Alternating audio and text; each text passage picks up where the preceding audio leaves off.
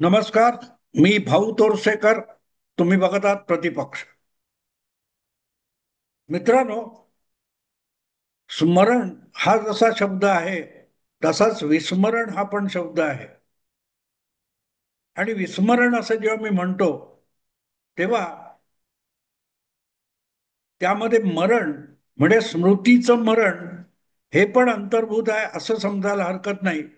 याचं कारण बातमी जी असते ती बातमी नुसती एक घटना असते असं नाही. घटना असेल तर ती तात्पुरती असते, पण जेव्हा त्या घटनेची व्याप्ती वाढत जाते तेव्हा त्याला पुढचे मागचे संदर्भ जोडावे लागतात. आज मला जेव्हा एक पत्रकार परिषद बघितली आणि एक मनसे या पक्षाच्या निर्धार मेळाव्याची बातमी बघायला मिळाली, त्यामध्ये मुंबई महापालिका किंवा इतर निवडणुकांच्या निमित्ताने सगळ्या विरोधी पक्षांचा एक विराट मेळावा निघणार आहे. तेव्हा मला सगळ्यात पहिल्यांदा आठवण कुठची झाली असेल तर ती असाच मोर्चा आदित्य ठाकरे यांनी काढला होता. त्याला आता जवळजवळ 2.25 वर्ष उलटून गेली. आणि असा विराट मोर्चा की अनेक तुमच्या मराठी वृत्तवाहिन्यांनी, काही हिंदी वृत्तवाहिन्यांनी तो मोर्चा लाईव्ह दाखवलेला होता. आणि आज तसाच मोर्चा निघत असताना कोणाच्याही स्मरणामध्ये तो एक मोर्चा आदित्य ठाकरे यांनी काढलेला विराट मोर्चा कोणाच्याही डोक्यात नाहीये. पण तो जोडल्याशिवाय येऊ घातलेल्या विराट मोर्चाचं वर्णन होऊ शकत नाही. 1 जुलै 2023 या दिवशी मुंबई महापालिकेच्या निवडणुका घ्या आणि त्या घेतल्यानंतर त्या आम्हीच जिंकणार. आणि आम्ही जिंकलो की आम्ही मुंबई महापालिकेचे जे आयुक्त आहेत त्याला कॉलर धरून बाहेर फरफटत आणणार आणि महापालिकेच्या सगळ्या वरिष्ठ अधिकाऱ्यांची अक्षरशः धिंड काढणार अशा स्वरूपाची धमकी देणारा मोर्चा हा 1 जुलै 2023 रोजी आलेला होता. आज पुन्हा एकदा आदित्य ठाकरे, त्यांचे काका राज ठाकरे, त्यांचे पिताश्री उद्धव ठाकरे असे सगळे तसाच मोर्चा काढतायत आणि कुठल्याही पत्रकाराला, कुठल्याही वाहिनीला आणि कुठल्याही मीडियाला तो 1 जुलै 2023 चा मोर्चा आठवत सुद्धा नाही. ज्याला एक इव्हेंट म्हणून सगळ्या चॅनलनी लाईव्ह दाखवलं होतं, ती घटना इतकी फडतूस होती की अवघ्या 2.25 वर्षामध्ये सगळ्याच्या सगळ्या मीडियाच्या आणि पत्रकारांच्या विस्मरणात ती घटना गेली. कारण ती घटना तेवढी मोठी नव्हतीच की जेवढी ती दाखवण्याचा प्रयत्न झाला होता. दाखवण्याचा प्रयत्न झाला होता. आणि आदित्य ठाकरे यांचं कर्तृत्व किती मोठं आहे हे त्या मोर्चातून सिद्ध झालं असेल तर आगामी महापालिका निवडणुकीतून सुद्धा ते सिद्ध होणार आहे. याविषयी माझ्या मनात शंका नाही. मी फक्त तारीख सांगितली आहे. बघू किती पत्रकारांना आणि किती चॅनेलना, मराठी वाहिन्यांना 1 जुलै 2023 चा तो मोर्चा आठवतो. कारण त्याच्यावर मी एक स्वतंत्र व्हिडिओ मुद्दाम करणार आहे. हा विराट मोर्चा निघाला की त्या 1 जुलै 2023 च्या मोर्चावर मी थोडा प्रकाश मुद्दाम परत एकदा पाडणार आहे. कारण तो मोर्चा विस्मरणात गेलाय, स्मृतीच्या मरणात निघून गेलाय, गडप झालाय. पण तो आठवण करण्यासारखा आहे. कारण परवा निघणाऱ्या विराट मोर्चाची अवस्था सुद्धा अवघ्या काही महिन्यात किंवा वर्षभरात तशाच विस्मरणात होणार आहे. असो, आज माझा विषय जो आहे तो आदित्य ठाकरे यांच्यासाठीच आहे. कारण हळूहळू करत आदित्य ठाकरे यांनी असा वसा घेतलाय की आपल्या आजोबांनी निर्माण केलेलं मराठी प्रांतामधलं जे मराठी अस्मितेचं साम्राज्य आहे ते पूर्त जमीनदोस्त करून टाकायचं हा निर्धार आणि खुणगाड बांधूनच आदित्य ठाकरे यांनी जणू काय गेल्या 5-6 वर्षामध्ये राजकारण केलेलं आहे. आता जी ताजी बातमी मला 2 दिवस ऐकायला मिळते ती अशी आहे की उरली सुरली जी उबाठा शिवसेना आहे ती सुद्धा कशी खिळखिळी करून टाकायची याच्यावर सध्या आदित्य ठाकरे आणि त्यांची विशेष टीम काम करते. कारण एक गोष्ट आहे की बाळासाहेबांची जी शिवसेना आहे ती भले पूर्वी इतकी शक्तिमान नसेल पण ती नामोनिशाणी सकट एकनाथ शिंदे यांच्या हाती सुरक्षित आहे. आणि जी उरली सुरली वडिलोपार्जित वारशाने मिळालेली आपल्या पित्याला मिळालेली उबाठा शिवसेना आहे ती सुद्धा पूर्णपणे उद्ध्वस्त करून टाकायची असा जणू काय चंग आदित्य ठाकरेंनी बांधलेला आहे. ती बातमी अशी आहे की आगामी महापालिका निवडणुकीमध्ये आणि प्रामुख्याने मुंबई महापालिका निवडणुकीमध्ये सगळेच्या सगळे शक्य तेवढे आपल्या आजोबाच्या आणि पित्याच्या कालखंडात ज्यांनी शिवसेना उभारली सावरली विस्तारली त्या सगळ्यांपासून उबाठा शिवसेनेने फारकत घ्यायची असा प्लॅन आदित्य ठाकरेंनी केल्याची बातमी आहे. जुन्या जाणत्यांची आणि अर्थातच आपापल्या विभागामध्ये आपल्या पक्षाची बाळमुळं घट्ट रोवणाऱ्या खऱ्याखुऱ्या कार्यकर्त्यांची आणि कट्टर शिवसैनिकांची हकलपट्टी करून त्यांच्या जागी नव्या शिवसेना नव्हे तर युवा सेना नेत्यांची आणि कार्यकर्त्यांची आणि आपल्या विश्वासूंची एक भरभक्कम फळी तयार करण्याचा निर्धार आदित्य ठाकरेंनी केलेला आहे अशी ती बातमी आहे. गेल्या 15, 20, 25, 30 वर्षामध्ये उद्धव ठाकरे यांच्या उदय काळापासून आता उतरत्या काळापर्यंत ज्यांनी निष्ठेने उद्धव ठाकरे यांच्या बाजूने उभं राहून आणि त्यांचा म्हणून असलेला पक्ष अखंड शिवसेना असो की आता उर्वरित शिवसेना असो ती सावरण्यासाठी ज्यांनी अपरंपार कष्ट घेतलेत त्या सगळ्यांना बाजूला करायचं आणि जे आपल्या पाया पडतील आपल्या शब्दात राहतील आणि आपल्या इशाऱ्यावर नाचतील अशी नवी नेतृत्वाची फळी शिवसेना म्हणून नाही तर युवा सेना म्हणून उभी करायची अशा दृष्टीने आदित्य ठाकरे कामाला लागल्याची बातमी आहे. अर्थात त्यात काय नवीन आहे अशातला विषय नाहीये. मला आठवतं त्याप्रमाणे करोना काळ चालू होता लॉकडाऊन लागलेला होता आणि अक्षरशः भयंकर परिस्थिती मुंबईत होती. अशा वेळेला शिवसेनेच्या एका ज्येष्ठ नेत्याची माझी बोलणं व्हायचं फोनवर आणि तो इतका हळहळत होता. प्रामुख्याने मुंबईमध्ये महाराष्ट्राचा मुख्यमंत्री शिवसेनेचा असताना रुग्णवाहिका सेवा अपुरी पडते हे त्या शिवसेना नेत्याचं दुखणं होतं. कारण शिवसेना सत्तेत नव्हती सत्ता दूरही दिसत नव्हती अशा वेळेला शिवसेना ही रुग्णवाहिका सेवा चालवणारी सर्वात मोठी संघटना म्हणून देशभर मानली जात होती. त्या शिवसेनेचा मुख्यमंत्री झाला आणि मुंबईमध्ये रुग्णवाहिकांचा दुष्काळ पडला. जी शिवसेना कुठल्याही संकट प्रसंगी धावून जायची ती शिवसेना लुळी पांगडी झालेली बघून तो शिवसेना नेता हळहळत होता आणि मला फोनवर त्याने सांगितलं होतं की आजही आम्ही वयस्क झालेलो असलो 60च्या आसपास आलेले असलो तरी मैदानात उतरून काम करण्याची धमक आमच्यामध्ये आहे पण पक्षालाच आम्ही नको आहोत कारण आता उद्धव ठाकरेंना सुद्धा आणि त्यांच्या सुपुत्राला सुद्धा शिवसेना नको आहे. आज शिवसेना म्हणून काम करता येत नाही.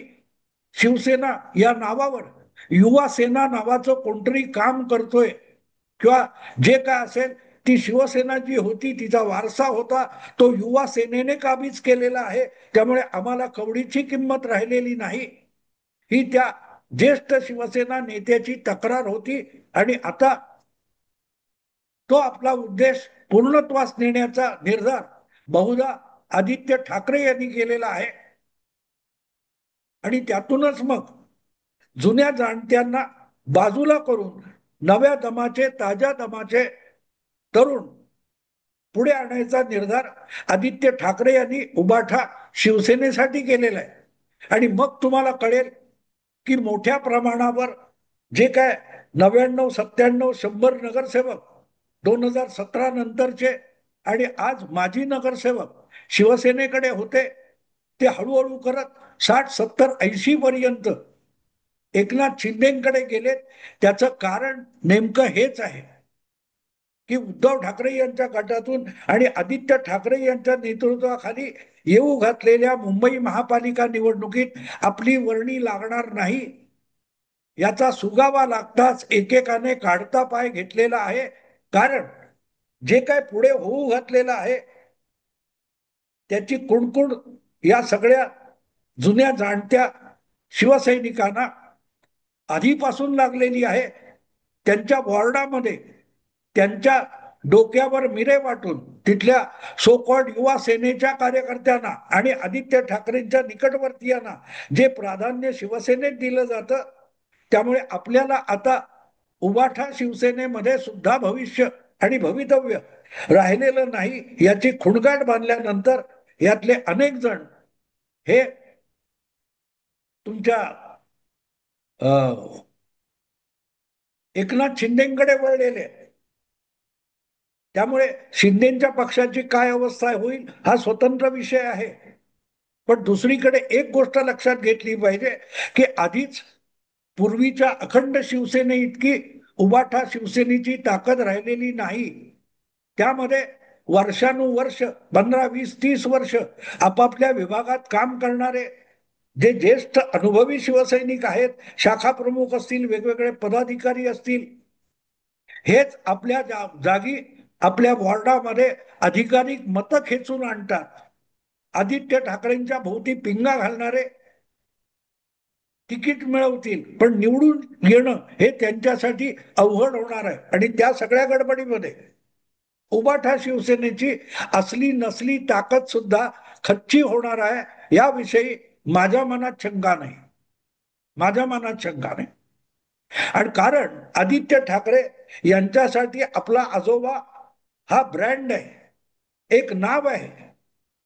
तुम्हाला काही वर्षापूर्वी आठवतं मित्रांनो, एक जाहिरात टीव्हीवर वारंवार झळकायची, खेतान बस नाम काफी है. म्हणजे पंखा नसला तरी चालेल, खेतान नावाच्या कंपनीचा तो पंखा होता. आणि त्या जाहिरातीमध्ये त्या पंख्याचा वारा लागणारा खाली बसलेला माणूस हा मोठ्या अभिमानाने वरच्या पंख्याकडे बघतो आणि बघतो, बस खेतान सिर्फ नाम काफी आहे. अरे नाम काफी आहे म्हणजे पंखा नसला तर वारा लागणार आहे का? जाहिरातीची ती एक लाईन आहे, ती कॅची लाईन असेल पण म्हणून ती वास्तविक नसते. वास्तव असं असतं की खेतान कंपनीचा फॅन पंखा जर घरात लागला असेल तर तो चांगला वारा येऊ शकतो आणि तुम्हाला थोडं त्यातून दिलासा वगैरे मिळू शकतो, बरं वाटू शकते. पण नुसतं नाव, पंखा न लावता तुम्ही खेतान खेतान खेतान बोलत बसलात म्हणून हवा गरम असताना तुम्हाला वाऱ्याची झुळूक लागणार नाही. तेव्हा खेतान नाम सिर्फ नाम काफी आहे ही जाहिरातीची एक लाईन म्हणून कॅची असेल, पण व्यवहारामध्ये तिचा उपयोग नसतो. नेमकी तीच गोष्ट राजकारणामध्ये अतिशय निर्णायक असते.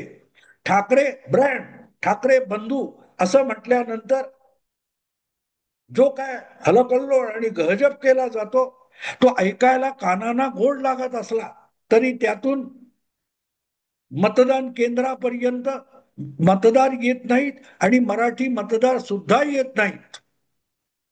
मुंबईमध्ये सगळेच्या सगळे मराठी मतदार हे ठाकरे या नावाचे, ठाकरे ब्रँड आणि ठाकरे बंधूंचे वेठ बिगार नाहीत. सगळ्या पक्षांना मराठी माणूस मत देतो.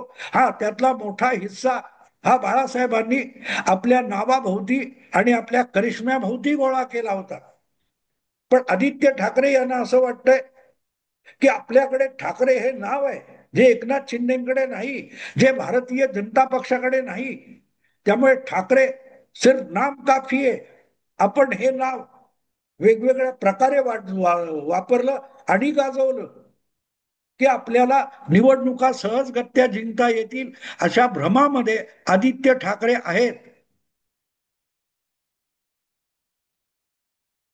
पण खरोखरच मीडियामध्ये आणि मीडियात वावरणाऱ्या, सोशल मीडियात वावरणाऱ्या काही भाडोत्री लोकांना हाताशी धरून ठाकरे ब्रँड, ठाकरे बंधू, सिर्फ नाम काफी आहे असा गाजावाजा केला तरीही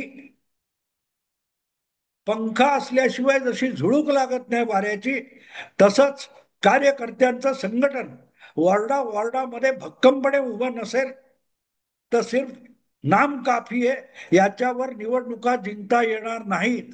जसा पंखा नसेल, फक्त नाव असेल तर वाऱ्याची झुळूक लागत नाही, तसंच ठाकरे नाव असेल आणि कार्यकर्त्यांचं, निष्ठावान कार्यकर्त्यांचं, झोकून देणाऱ्या तरुणांचं संघटन हाताशी नसेल तर मुंबई महापालिका जिंकणं अशक्य आहे.